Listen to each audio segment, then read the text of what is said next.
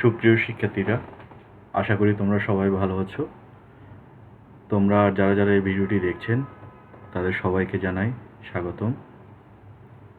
আমরা রাঙামাটি সরকারি কলেজের অনলাইন শিক্ষা কার্যক্রমের আন্ডারে আজকের আইসিটি ক্লাস শুরু করতে যাচ্ছি।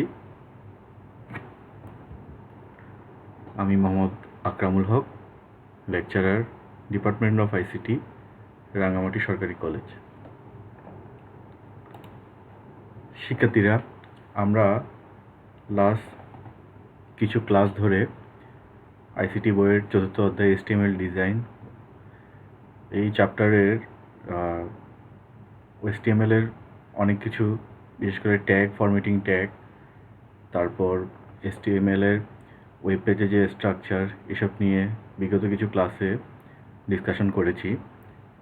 গত ক্লাসে আমরা HTML এ কীভাবে নাম্বার লিস্টিং করা হয় এবং বুলেট ব্যবহার করা হয় তা আমরা দেখেছি। আমরা জানি যে একটি ওয়েব পেজকে সুন্দর ও আকর্ষণীয়ভাবে সাজানো এবং তথ্য উপস্থাপনার অন্যতম পদ্ধতি হলো এই লিস্টিং করা। আমরা লিস্টিং করার জন্য যে ধরনের ট্যাগ ব্যবহার করি তা হচ্ছে এটা li ওপেনিং ট্যাগ এবং li ক্লোজিং ট্যাগ। এগুলো আমরা গত ক্লাসে পড়েছিলাম। আমরা গত ক্লাসে আরও ডিসকাশন করেছি যে লিস্টিং সাধারণত দু ধরনের হয়ে থাকে। একটি হচ্ছে অর্ডার্ড লিস্ট, আরেকটি হচ্ছে আনঅর্ডার্ড লিস্ট। অর্ডার্ড লিস্টের ক্ষেত্রে প্রতিটি লাইনের একটি ক্রমিক নম্বর বা বর্ণ থাকে, অন্যদিকে আনঅর্ডার্ড লিস্টে এ ধরনের কোনো কিছুই থাকবে না। আর আনঅর্ডার্ড লিস্ট লেখার ট্যাগ হচ্ছে UL আর ক্লোজিং ট্যাগ হচ্ছে স্ল্যাশ দিয়ে UL। আবার অর্ডার্ড লিস্টের ওপেনিং ট্যাগ হচ্ছে OL আর ক্লোজিং ট্যাগ হচ্ছে স্ল্যাশ দিয়ে OL।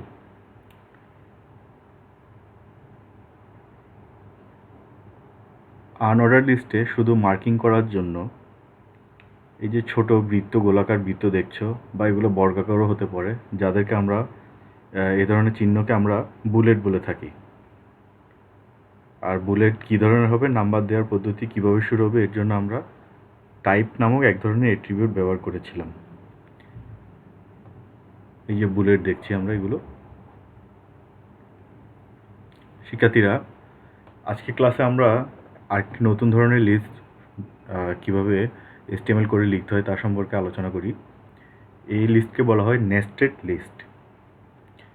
আচ্ছা, আমরা তো গত ক্লাসে আনঅর্ডার লিস্ট, অর্ডার লিস্ট এসব বানিয়েছিলাম। সিমিলারলি, যদি আমরা একটি লিস্টের অধীনে কয়েকটি উপ তালিকা বা সাব লিস্ট তৈরি করতে চাই, তাহলে যে প্রক্রিয়া বা যে লিস্ট পাবো তাকেই নেস্টেড লিস্ট বলা হয়ে থাকে। অর্থাৎ সোজা ভাষায় হচ্ছে একটি লিস্টের ভিতর আমরা যদি আরেকটি লিস্ট করতে চাই। যেমন এই উদাহরণটি দেখো, যে এটার হেডিং হচ্ছে কন্টিনেন্টস বা মহাদেশ। তো আমরা কিছু মহাদেশের নাম লিখেছি। 7টি মহাদেশের মধ্যে ধরো এখানে এশিয়া লিখলাম, আফ্রিকা, আবার ইউরোপ। ঠিক আছে, এটা একটি কন্টিনেন্টের লিস্ট হলো 3টা নাম দিয়ে। এখন আবার আমরা এই যে এশিয়া কন্টিনেন্টের লিস্ট করেছি আমরা, এর ভিতরে সাব লিস্ট হিসেবে এশিয়া মহাদেশের আন্ডারে কিছু দেশের নাম, যেমন 1 বাংলাদেশ, 2 ইন্ডিয়া, 3 জাপান, এরকম করে আরেকটি আলাদা লিস্ট, মানে এশিয়ার ভিতর আরেকটি আলাদা লিস্ট। এরকম করে দুটো লিস্টের মাধ্যমে একটি নেস্টেড লিস্ট গঠন হয়েছে। এটা আমরা এখন কিভাবে HTML এ লিখব, চলো আমরা ওটা এখন দেখি। শুরুতে আমরা সার্চ বাটনে গিয়ে আমাদের HTML কোড লেখার জন্য আমরা নোটপ্যাড ব্যবহার করে থাকি, তাই আমরা লিখি নোটপ্যাড। এই যে নোটপ্যাড চলে এসেছে।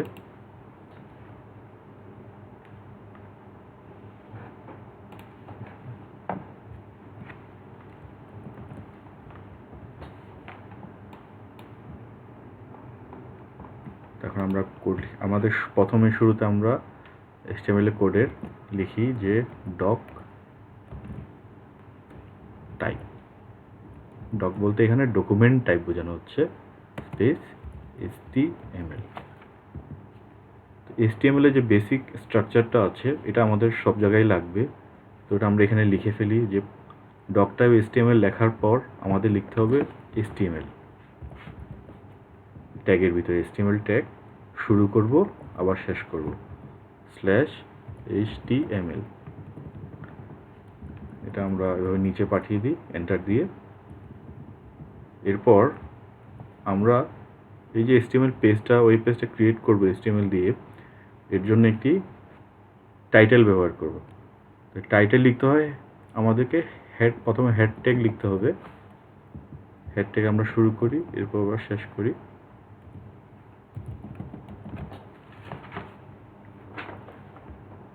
হেডের ট্যাগের ভিতর আমরা লিখব টাইটেল। টাইটেল শুরু, টাইটেল স্ল্যাশ দিয়ে শেষ। আজকে আমরা আমাদের HTML ক্লাসের 10 নম্বর ক্লাস, তাহলে আমরা এটা টাইটেল দিই HTML ক্লাস 10। ঠিক আছে শিক্ষার্থীরা, তো আমরা এটা একটা টাইটেল দিয়ে দিলাম। আমরা এটা এখন চেক করার জন্য দেখি।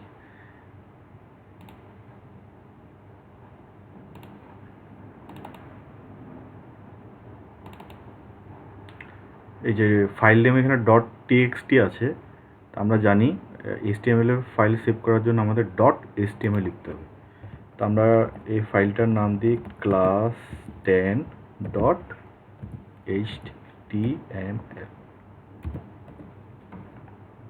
সেভ করি আমরা। ঠিক আছে, রিফ্রেশ করি। এই যে দেখো ফোল্ডারে ক্লাস 10 নামে একটি মাইক্রোসফট এজে ওয়েব ব্রাউজারের একটি ওয়েব পেজ ক্রিয়েট হয়েছে। এখন আমরা যদি দুটো ক্লিক করি এখানে, এই যে দেখো মাইক্রোসফট এজ ব্রাউজারে HTML ক্লাস 10 শিরোনামে একটি ওয়েব পেজ ক্রিয়েট হয়েছে। যেহেতু এখন আমরা বডিতে এখনো কিছু লিখিনি তাই কিছু আসেনি। আমরা এখন নেস্টেড লিস্ট তৈরি করি। এখানে প্রথমেই এখন হেডিং আমাদের হেডিংয়ের ভিতরে আমাদের টাইটেল লেখা শেষ হলো। এখন আমরা বডি শুরু করে শেষ দিই। এগুলো ওপেনিং ট্যাগ আর ক্লোজিং ট্যাগ পরপর দিয়ে দেওয়া ভালো, যাতে পরবর্তীতে ক্লোজিং ট্যাগ দিতে অনেক সময় ভুলে যাওয়া, তখন আউটপুট দেখাতে সমস্যা করতে পারে, তাই প্রথমেই দিয়ে দেওয়া ভালো ওপেনিং ট্যাগ এবং ক্লোজিং ট্যাগ একসাথে। এখন হচ্ছে আমরা নেস্টেড লিস্ট বানাবো। তো নেস্টেড লিস্ট যেটা বানাবো ওইটা হবে আনঅর্ডার্ড লিস্ট হবে। তাই আনঅর্ডার্ড লিস্ট, এই যে দেখো আমরা আনঅর্ডার্ড লিস্ট বানানোর জন্য কি ব্যবহার করতাম, এই যে ইউএল আর স্ল্যাশ দিয়ে ইউএল। আমরা ইউএল লিখে নিই, আবার একটা স্ল্যাশ দিয়ে ক্লোজ করে দিই ইউএল। ঠিক আছে, এর ভিতর আমরা লিস্ট করব। ধরো প্রথমে লিস্ট করলাম LI, লিখলাম আমরা কফি। ঠিক আছে, কফির একটা লিস্ট করলাম।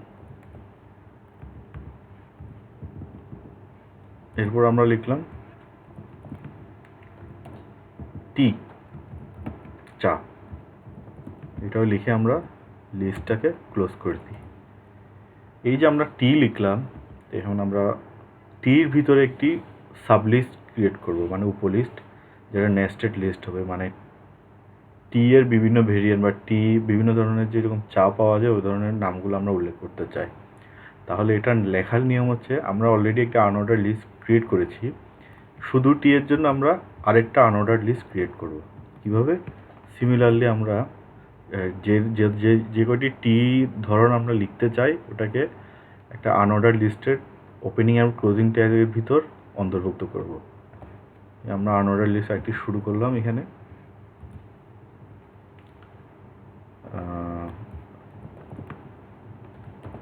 লিখি এখন আমরা টির বিভিন্ন ভেরিয়েন্ট লিখি। টি এর জন্য একটা লিস্ট বানাই।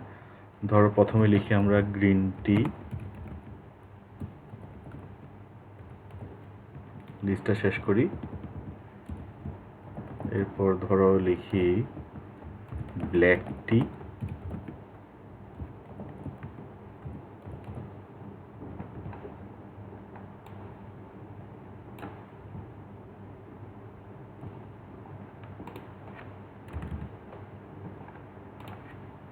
ঠিক আছে, এরপর আমরা লিখি রটি, এরকম আবার এরপর লিখি আমরা মাসালা টি।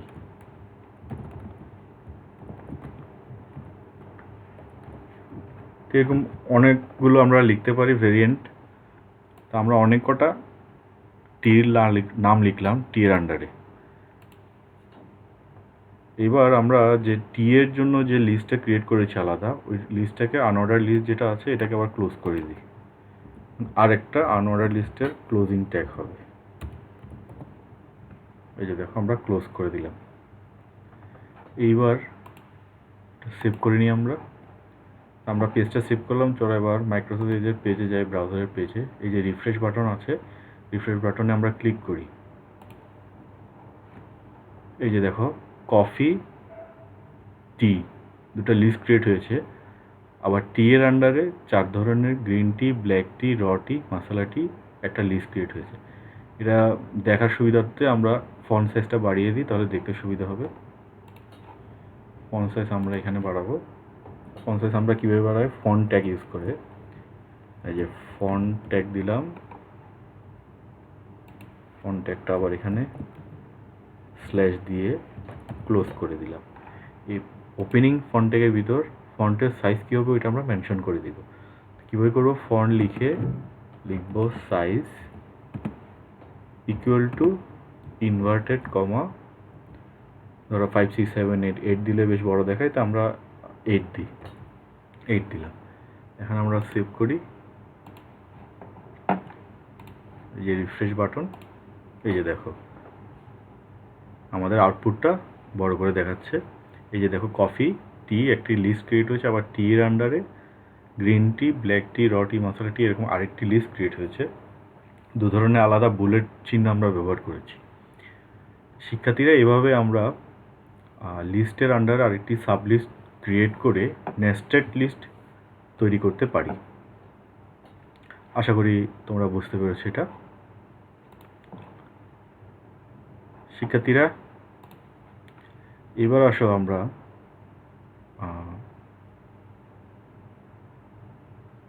নতুন এক ধরনের লিস্ট সম্পর্কে জানার চেষ্টা করি। এই ধরনের লিস্টকে বলা হয় ডেফিনেশন লিস্ট। তোমরা পরীক্ষায় প্রায় বাংলা বা ইংরাজিতে রচনা বা এসে লিখে থাকো। তো ওখানে এসে শুরু করার পর ভূমিকা, তারপর বর্ণনা করার জন্য বিভিন্ন ধরনের পয়েন্ট ব্যবহার করে থাকো। তো পয়েন্টটা লিখে তোমরা ওইখানে প্যারা করে বর্ণনা লিখো। সিমিলারলি আমরা HTML-এ যদি এই ধরনের কোনো একটি টার্মকে বর্ণনা করতে চাই, তখন এই ধরনের ডেফিনেশন লিস্ট আমরা ব্যবহার করে থাকি। তাহলে ডেফিনেশন লিস্ট কি? লিস্টের কোনো আইটেম বর্ণনা করার ক্ষেত্রে ডেফিনেশন লিস্ট ব্যবহার করা হয়ে থাকে। ডেফিনেশন লিস্ট ব্যবহার করার জন্য 3 ধরনের ট্যাগ ব্যবহার করা হয়। আমরা নর্মালি যে কোনো লিস্ট শুরু করার আগে এলআই ট্যাগ ব্যবহার করে থাকি। এই যে দেখাচ্ছি, যে এলআই। সিমিলারলি কোনো ডেফিনেশন লিস্ট যদি তৈরি করতে চাই, তাহলে আমরা যে ডেফিনেশন লিস্টের অ্যাব্রিভিয়েশন ডিএল, ডি দিয়ে ডেফিনেশন, এল দিয়ে লিস্ট, এরকম ট্যাগ ব্যবহার করব। ওপেনিং ট্যাগ এবং ক্লোজ ট্যাগ, ডেফিনেশন লিস্ট, এটা দিয়ে আমরা লিস্ট শুরু করব। এখন লিস্টে কোনো আইটেমের নাম শুরু করার জন্য ডিটি এই ট্যাগটি ব্যবহার করব। ডি দিয়ে ডেফিনেশন, টি দিয়ে টার্ম, মানে আইটেমের নাম, ডেফিনেশন টার্ম। আর বর্ণনা শুরু করার জন্য আমরা ডিডি বা ডেফিনেশন ডেসক্রিপশন, এই যে বর্ণনা করার জন্য এই ডিডি ট্যাগটি ব্যবহার করব। মানে ডিডি ট্যাগ ব্যবহার করে আমরা বিস্তারিত যা কিছু আমরা লিখতে চাই তা ওর আন্ডারে লিখব। এছাড়াও আমরা এটার একটা প্রয়োগ দেখি, অ্যাপ্লিকেশনটা দেখি। আমরা এখান থেকে এই পোর্শনগুলো কেটে দিই।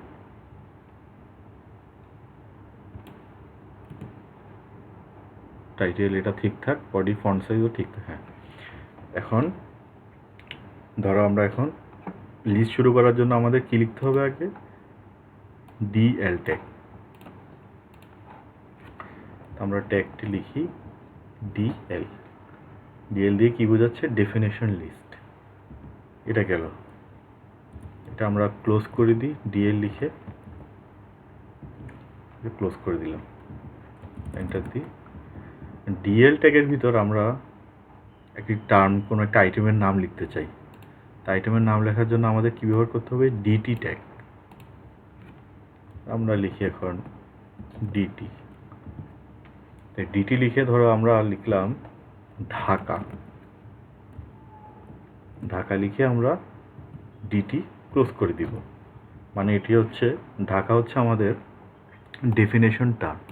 কারণ ঢাকাকে আমরা ঢাকা সম্পর্কে কিছু লিখতে চাই, ঢাকাকে বর্ণনা করতে চাই। তাহলে লিস্টে বর্ণনা করতে হলে ঢাকাকে আমাদের কি ব্যবহার করতে হবে? এই যে দেখো ডিডি ট্যাগ। তাহলে ঢাকাকে বর্ণনা করার জন্য আমরা লিখব ডিডি। তো ঢাকা সম্পর্কে এখন আমরা কি লিখতে পারি?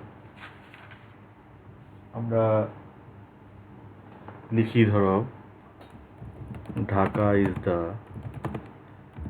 Capital city of our country.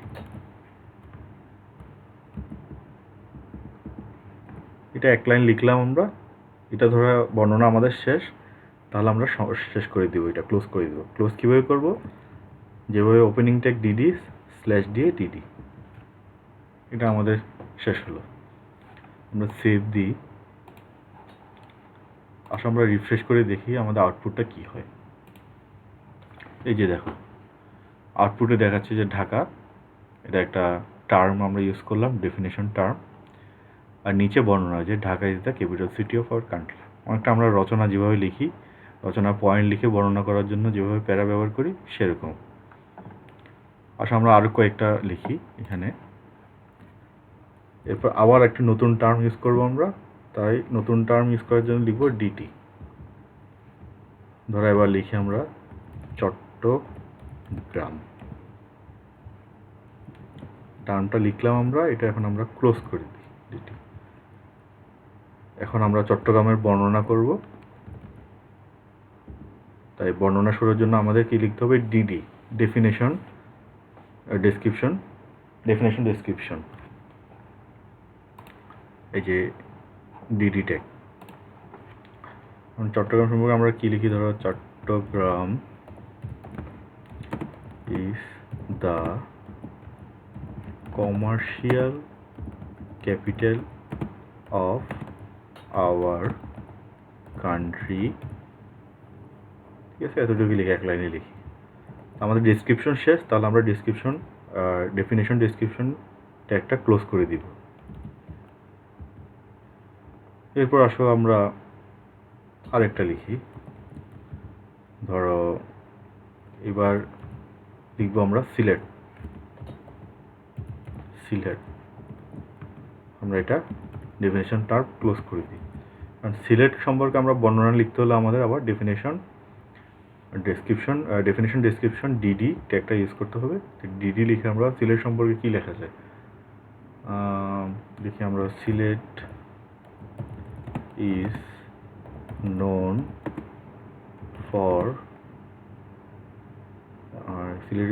for tea gardens। ঠিক আছে, চা পাতার জন্য খুব বিখ্যাত, চা পাতার চা ক্ষেত ইত্যাদি, টি গার্ডেন্স। এটা আমরা এখানে শেষ করে দিই। আমরা এখন আমাদের রাঙামাটি সম্পর্কে কিছু লিখতে চাই ধরো, তাহলে আমরা আবার লিখব ডিটি। ডিটির ডেফিনেশন টার্মের মাঝখানে হবে রাঙামাটি, আমরা ক্লোজ করে দিই ডিটি। রাঙামাটি সম্পর্কে কি লেখা যায় ডেসক্রাইব করবো আমরা ডিডি দিয়ে। ধরো লিখি যে আমরা Rangamati is famous for Kaptai Lake and কি লেখা যায় Kaptai lake and natural beauty. ঠিক আছে?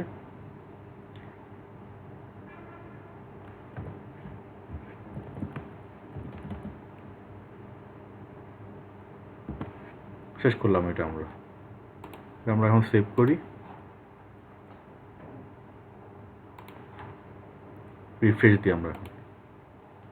এই যে দেখো আমরা ঢাকা, চট্টগ্রাম, সিলেট, রাঙামাটি এগুলো আলাদা আলাদা ডেফিনেশন টার্ম ইউজ করলাম।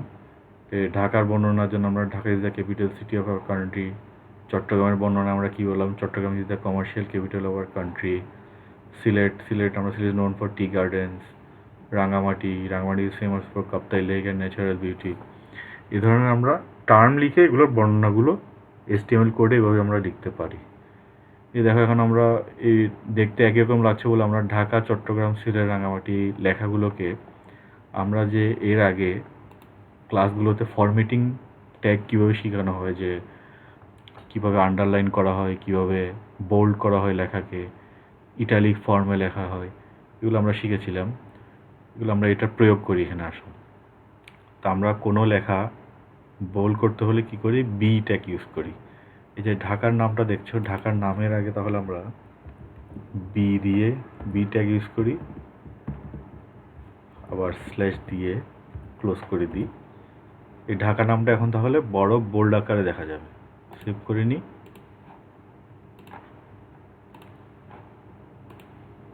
দেখো ঢাকা বোল্ড হয়ে গেল। সিমিলারলি ধরো আমরা এই যে চট্টগ্রাম লেখাটা আছে, চট্টগ্রাম লেখাটাকে আমরা ইটালিক ফর্ম বা একটু বাঁকা করে দেখাবো। তাহলে ইটালিক ফর্ম লেখার জন্য আই ইউজ করা হয়, /i। ক্লোজ করে দিলাম, সেভ করি, রিফ্রেশ করি। এই দেখো চট্টগ্রাম লেখাটা ইটালিক ফর্মে আসছে। এইবার আসলে যে সিলেট লেখাটা আছে এটাকে আমরা আন্ডারলাইন করব। আন্ডারলাইন করার নিয়ম হচ্ছে ইউ ট্যাগ ব্যবহার করা। You /u।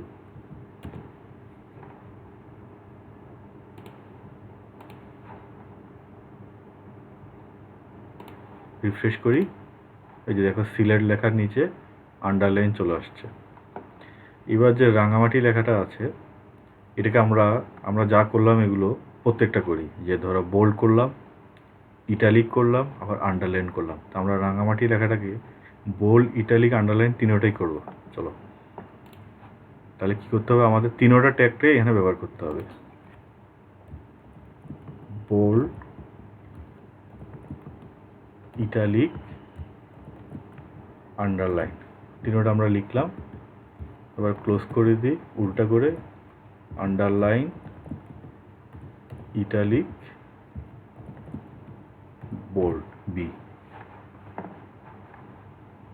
এটা আমরা সেভ করে নিই, রিফ্রেশ করি। এই যে দেখো রাঙামাটি লেখাটা বোল্ডও হলো, ইটালিক ফর্মেও আসলো, আবার আন্ডারলাইনও হলো। শিক্ষার্থীরা, আমরা আজকের ক্লাসে HTML এর যে লিস্টিং আছে, লিস্টিংয়ে কীভাবে নেস্টেড লিস্ট ইউজ করা হয় আর কীভাবে ডেফিনেশন লিস্ট ব্যবহার করা হয় এ সম্পর্কে আমরা আলোচনা করলাম। আশা করি তোমরা, যদি তোমাদের ল্যাপটপ কম্পিউটার থাকে তাহলে তোমরা এভাবে কম্পিউটারে সার্চে গিয়ে নোটপ্যাড লিখে ওটা অন করে নোটপ্যাডে এভাবে HTML এর যে কোডগুলো আছে এগুলো লিখে লিখে প্র্যাকটিস করবে, টাইপ করে করে প্র্যাকটিস করবে। ব্রাউজারে খুলে দেখবে যে আউটপুট হিসেবে কি দেখাচ্ছে। আমাদের কম্পিউটার না থাকলে তোমরা আমি যে HTML এগুলো লিখলাম এগুলো বইয়ের সাহায্য নেবে আর ভিডিওগুলো দেখবে, দেখে দেখে খাতায় লিখে লিখে প্র্যাকটিস করার চেষ্টা করবে এবং বইয়ের অনুশীলনে যে যা আছে ওগুলো নিজেরা করার চেষ্টা করবে আশা করি।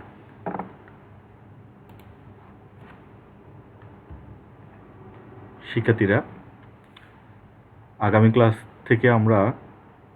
ক্লাসগুলোতে আমরা এই যে HTML এ কীভাবে ইমেজ যোগ করা হয়, চিত্র মানে ইমেজ বা চিত্র যোগ করা যায়, কিভাবে ব্যাকগ্রাউন্ড কালার করা যায়, কিভাবে টেবিলে রো কলাম ইত্যাদি সাজানো যায়, এগুলো আমরা ডিটেলসে পড়া করব, আরও আলোচনা করব। তাহলে আজকের মতো এখানেই ক্লাস শেষ। আগামী সপ্তাহে আবার নতুন ক্লাসে তোমাদের সাথে দেখা হবে অনলাইন ক্লাসে। সে পর্যন্ত তোমরা ভালো থাকো। আজকের জন্য এখানেই সমাপ্তি। ধন্যবাদ সবাইকে তোমাদের।